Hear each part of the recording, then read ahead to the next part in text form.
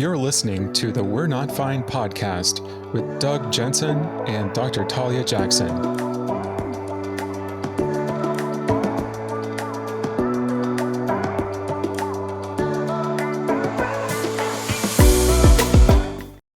It's from a place of love. Really? Doug. Okay. It's all about the love, Doug. Welcome back. We're back. We are Did back. you miss us as much as we missed you? Love comes in a variety of packages. But you have to Does make it? sure that you're loving people the way that they want to be loved. Ooh. Don't And that you is think? also authentic for you. Well, what if that's mutually exclusive? That might be a whole different topic because some people love the way they want to be loved, and that's authentic to them. You know, that's all about love languages. I feel like that's is. next on our agenda somewhere. Greg, write that down.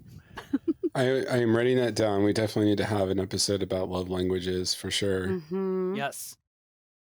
I like that idea. But, you know, one of the pieces of that, as you just said, is like how we support our friends, how we support our family members, how we support people in our lives. And, you know, you said something, Talia, about like that has to be kind of based on what they experience as loving or supportive. And I would say it starts with being authentic on our part. And if that person doesn't like love in that package, they have the responsibility to let us. I'm always big on obviously two-way communication. They have a responsibility to alert us, to let us know, Yeah, like or if you to let hug us me, love them in the like way that if Greg were to come here and he was having a hard day and you gave him a hug, I think he would like become a tight toothpick of wood and or a board, right? Because hugging, I don't believe, if I remember correctly, Greg, is your love language of how you feel support. Oh, no. It is definitely not my love language. In fact, I don't even like getting massages. I wouldn't even go to like a masseuse. Like, I don't want anybody touching me. At what Definitely not. point do we say, maybe you should talk to someone about that? Yeah. Like, there are the love That's languages, an right? intimacy issue. It's an intimacy issue. Like, you don't want to Mm. be touched, or that isn't comforting to you. Talia, Actually, I was about to say, actually, our first topic today is interesting because it's something I personally relate to in a way that only people that have sort of been through the experience understand. But it's definitely an expression of love as well. This is from Sharon, my friend, whom I have been friends with for 4 years, lost her mom. Her and her husband invited us over probably once every 2 months, but I see her every week since we work together. Her mother passed away unexpectedly, and they've had the visitation and funeral already. I didn't feel comfortable attending the visitation since I've never met her mom. However, she personally invited me and my husband to the celebration of life. It's way more chill. It has drinks and food and will only be for an hour. My husband refuses to go as he said he didn't know her mom, but I didn't either. And to be a good friend, I want to go to support since they personally asked us. It would be nice for my husband to come with so that we can have each other, since I imagine my friend and her husband will be busy at the event. I can't imagine my husband to join us as he's stuck on the I didn't know the deceased part, but this sounds more like a party and we were invited. What etiquette should I follow? Do I go solo, try to bring the husband, or skip this one? And so that's kind of an interesting scenario and question that Sharon's posing to us. Very, very interesting scenario. What it makes me think about is there's etiquette, but there's also you being true to yourself. But then the third part is also having to navigate and negotiate some of these asks in a marriage and in a relationship. Like, for instance, I am in an interfaith marriage, which is only relevant because, and we're both like holding on by a very thin thread to our religions anyway, right? But there are a lot of asks about obligation. and etiquette and like this particular holiday, that particular family gathering. And the way that my husband and I have had to navigate that and negotiate that is we have a few asks a year of, I really don't want to do this thing. Please don't make me. I'm uncomfortable on all of these levels. And then we check in with each other. How important is it to you that I'm there for this thing? Is this something that you can do without me? I don't feel right about going. And then maybe we even have an agreement that, like, a couple of times a year, we show up with love in our hearts to the thing that we don't really want to do because it means the world to our partner. And so maybe this is one of those situations where you can dig deep and decide, do I really, really need my husband there? Or is this something that I can show up because I love my friend? It doesn't matter if I knew her mother or not. I'm going there for her. She needs me. She wants me. I want to show that support. But maybe I don't need to drag my husband if he's really not feeling it, because it will also detract from your experience. I don't know. Those are my thoughts. What do you think, Doug? I think several things about this, and this is where our lovely, lovely, adorable guest, Kelly, I wish was back for this conversation because it's about how we grieve as people, right? And somewhat our discomfort with the issue of death and dying and the deceased. I think we in general as a culture struggle with that issue. And so that's in this. But, Talia, going specifically to something you said that's really relevant here is that when I think about like my four C's of relationships and the importance of communicating what you need and what you want and what your experience is, and getting to a place where you can navigate and compromise with your significant other in this case, where you can find what it is that both of you need and find what that compromise is. And honestly, it could be that the husband goes with to this event, but and then you'll go with to another event of his. So it's always about kind of figuring out what feels good for your relationship. I will tell you, I don't see a celebration of life necessarily as just a cocktail party, right? Like I think there is obviously a reason why you're all joining forces there and coming together, and so it feels like in some ways it is about being able to be there for your friend, and I think it's absolutely one way that you can show support that your friend specifically invited you. While I am the last person to think that people should do things that they should do or that they feel obligated to do. I'm not someone who believes in any of that. I think you have to be your authentic self and do what's right for you. And you can also communicate with your friend that I just don't want to come to this. But I think that feels a little bit like, trying to figure out why it is that that's uncomfortable for you. And there's so many ways of doing that differently. You could go for a few minutes. You could make an appearance on behalf of your friendship. So part of this is making sure that you're nurturing that friendship of yours. And that's in addition to your partner relationship, another relationship that needs to be communicated about and navigated and compromised on. Our friendships need the same level of communication. I think that you're saying something really interesting that I hadn't really considered until now, in that, like, there is a fine line, or there's some sort of a balance there between, we're always talking about, we're not always talking about boundaries, but showing up as you, as your authentic self, doing what feels good and what feels right to you. But what if that means you're not being a really good friend? Or what if that means that you don't want to go because of all of your own issues and your hangups? That's a problem, right? So do you need to look at yourself also and just be like, "Oh, I'm really uncomfortable. I don't wanna do this thing. I'm overwhelmed, but it is actually the right thing to do." Here's what I think about that. Like, again, I would say that it might be that you're learning something about your friendship that doesn't work for you. And so either that person, and I believe like I sometimes have clients do these maps where they put themselves in the middle. And then the next level are these really, really intimate people in your life that are your, ride or die people. Then we have other people at different levels of intensity and intimacy in our lives, right? And I think to myself, it might be that your friend is not as close to you as you thought they were if they're not able to be there for you in this way. Like I think we're constantly evolving in our relationships. And I might extrapolate this to say that maybe that isn't the friendship. And I do know people who have felt like some of their closest friends were not there for them at a difficult time, and those people either get taken out of that circle or they get moved to a different part of the circle or they get removed from their lives entirely.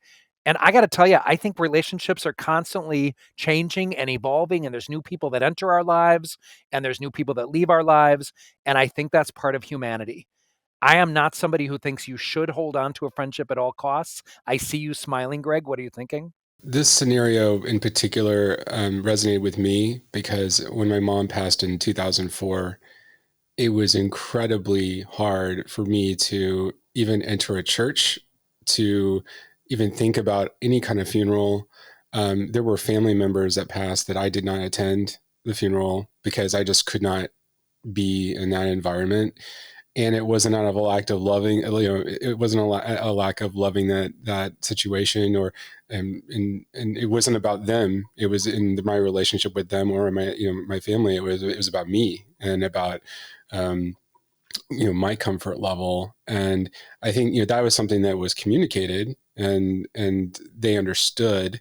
But there are other sides to this too, right? And that if you do have a good friendship and there are extenuating circumstances on why your husband feels uncomfortable going, your friend should also balance that in the equation as Yeah. well. And that there are many sides to this. But to your point, supporting your friend and being there, I think you can do that in ways that may not necessarily require presence at this one event, right? You can still be present for them, but not necessarily at this particular environment. You can find something comfortable that works That's for right, and you. maybe not triggering. So, I mean, what you're saying is that none of this was a lack of love, but it was actually pretty triggering and traumatic for you to be able to show up in that Yeah. way. But it sounds like you communicated it, which I would say maybe that's the piece. Like, if there are reasons why you cannot show up for your friend, because I feel like we're talking about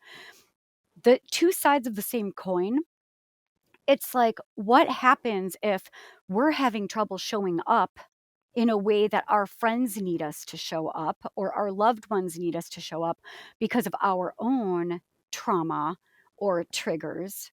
Because we're talking about, like, how do we take care of ourselves when we're grieving, but also how do we take care of our friends when they're grieving?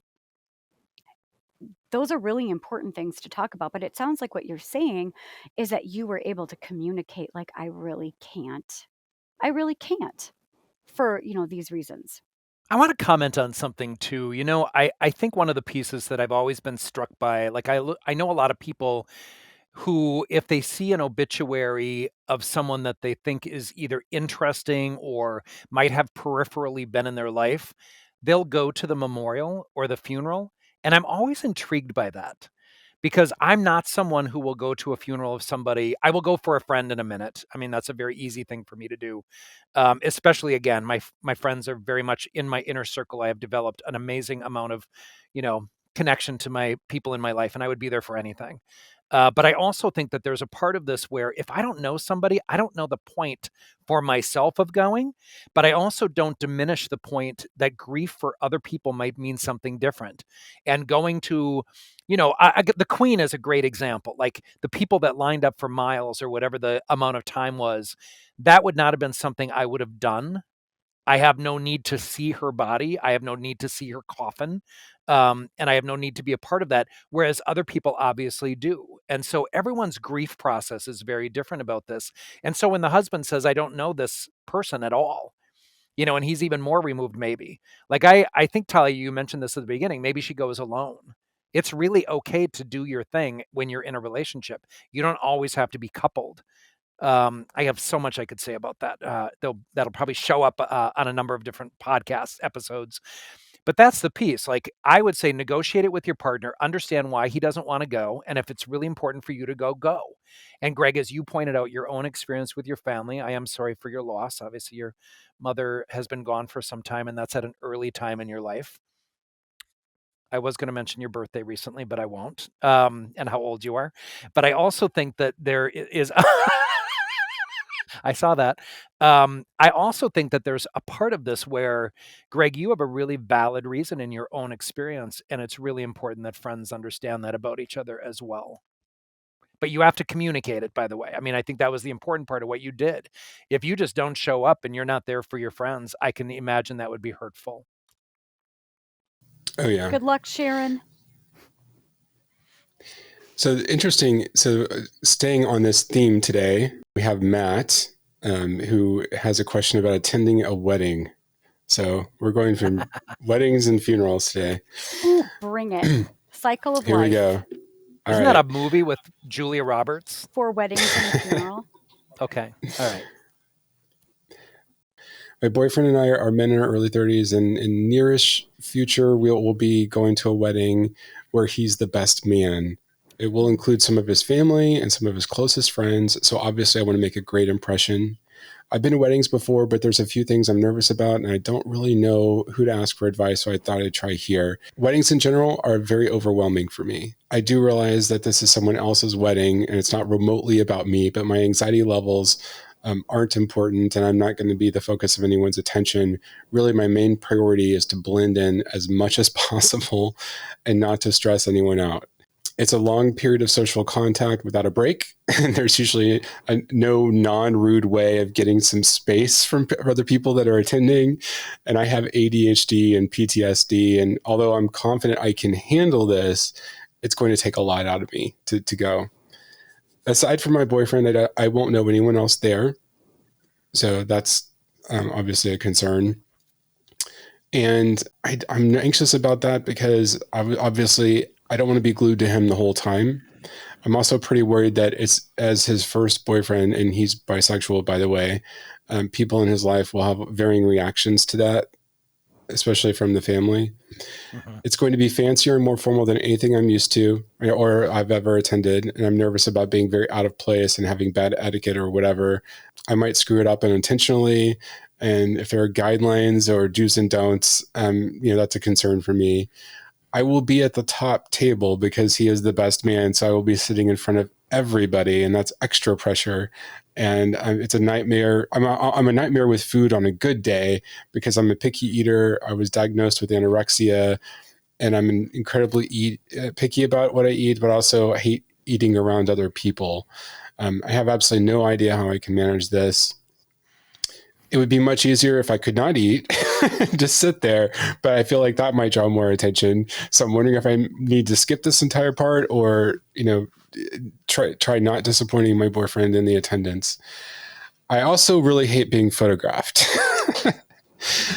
It's more complicated than being shy or insecure. It comes from experiences of being photographed or videoed when I had sexual abuse as a child. Obviously, I have absolutely no intention of telling anyone about my past. My boyfriend has a rough idea on what happened, but he doesn't know the full story.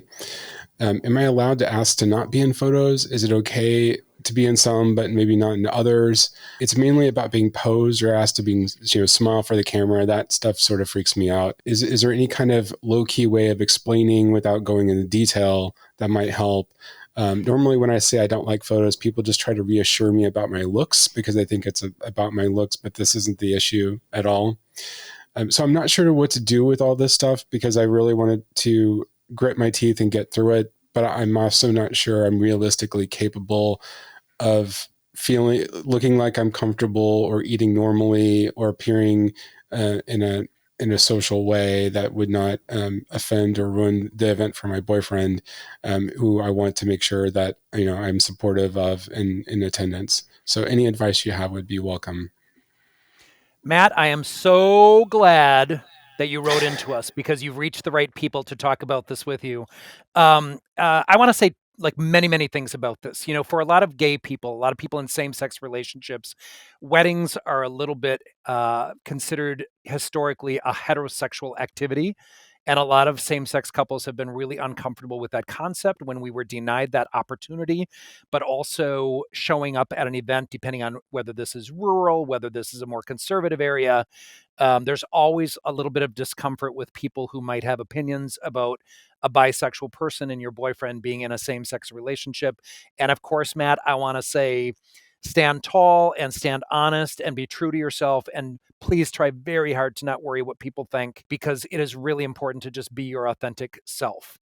which going to your authentic self and you acknowledge that there are eating issues, you have some social anxieties, those sorts of things.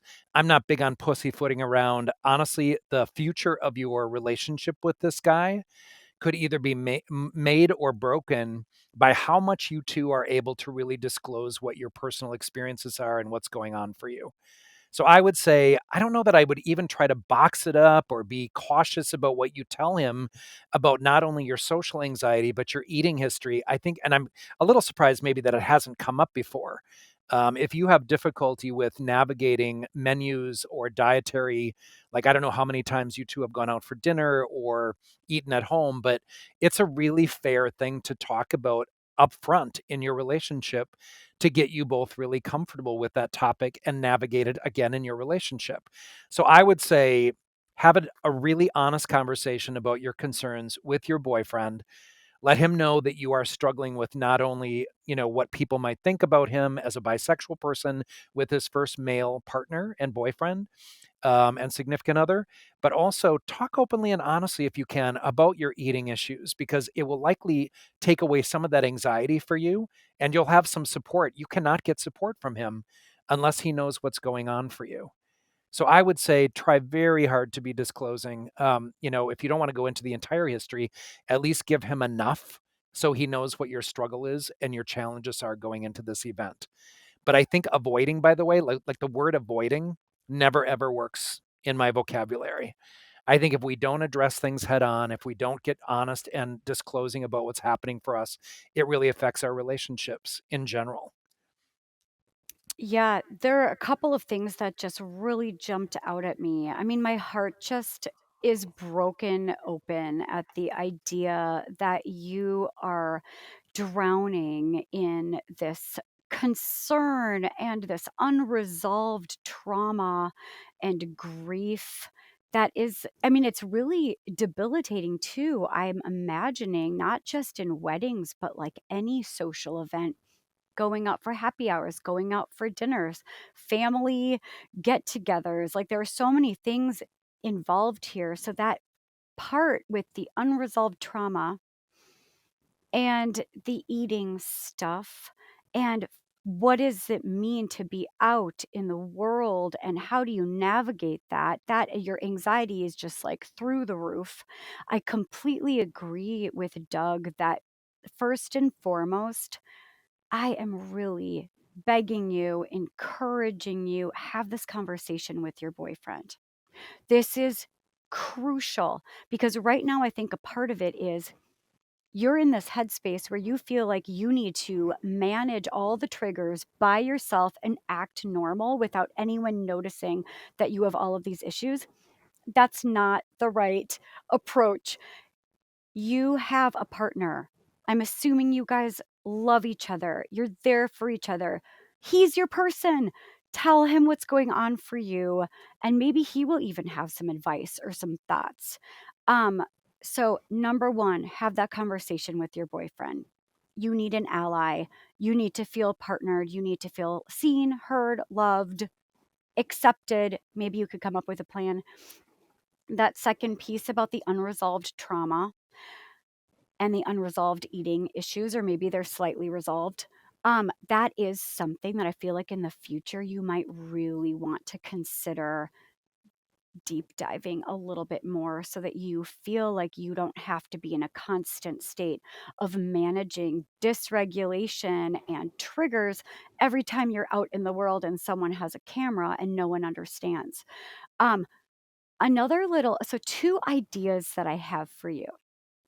Idea number one, everybody needs a little bit of an elevator story, which means you need a 30-second, light, fluffy explanation of what's going on for you so that their questions, oh, what, you didn't like the salmon, oh, blah blah, what you don't think you look good, your hair looks great, whatever that is, you don't feel like you have to tell them your most intimate problems immediately in that moment, but instead you have a little elevator story like, oh, I just don't do these things, or I already ate, or I already did whatever that is, you can come up with it before you go. Here's my 30-second elevator story.